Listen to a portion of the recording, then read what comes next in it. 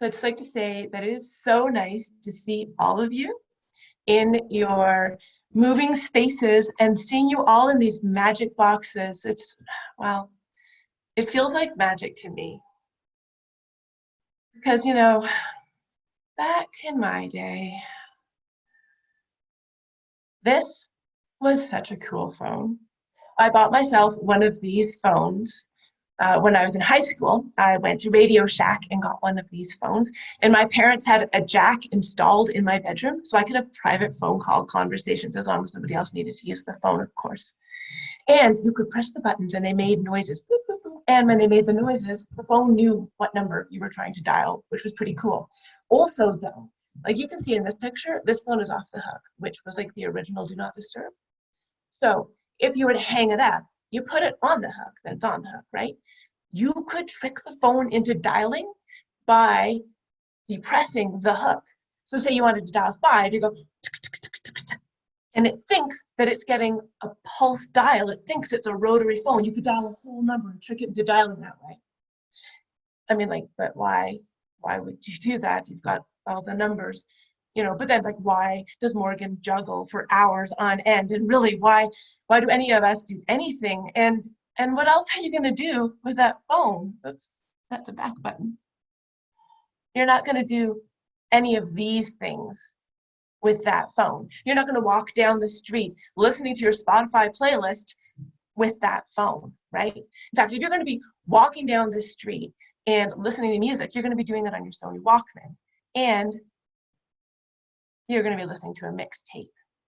Really, a mixtape is kind of a whole lot better than a Spotify playlist, because a computer program can write you a Spotify playlist, but a mixtape is a labor of love.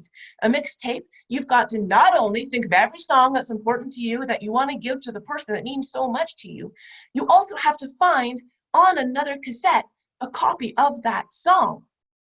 And then you need to get yourself a double cassette player, because you've got to take the song from one cassette and move it over to the other cassette. And you can only do it so many times before your cassette gets worn out and you can't do it. And maybe you don't even have a copy. Maybe you can't find a copy of that song, or maybe you can't afford to buy that cassette. Then you know what you have to do? Then you have to listen to the radio. The radio is that top part of your double cassette player. And you have to wait until they play the song that you want to catch, and then madly hit play record, so that you can capture that song. So you're listening and you're waiting for the DJ to say, after the break, we're going to be listening to Love Cats by The Cure. And then you poised and you're waiting and you hope he doesn't talk over the intro. But of course, like, cassettes weren't the first type of music, obviously that I played with. My first way of listening to music was on my Mickey Mouse record player. I had a Mickey Mouse record player a whole lot like this, and a stack of 45s and an stack of LPs. And one of my favorite 45s was Donna Summer's Bad Girls, which I'd play over and over, which probably really concerned my parents, to be honest. And you're probably looking at this and you're thinking, is that a real record player? You gave that to a kid?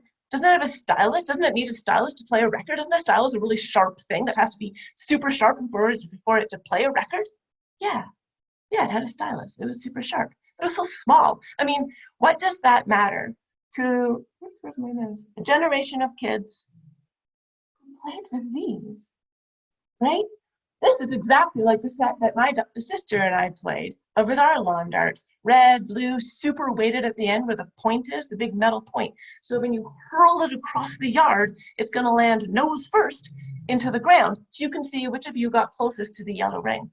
And you probably heard all those stories, about they got banned in America because a kid actually had their skull crushed in by one of these things. And yeah, that's true. Oh, there's nothing. There's nothing in this one. Every generation thinks it's the last. They think it's the end of the world.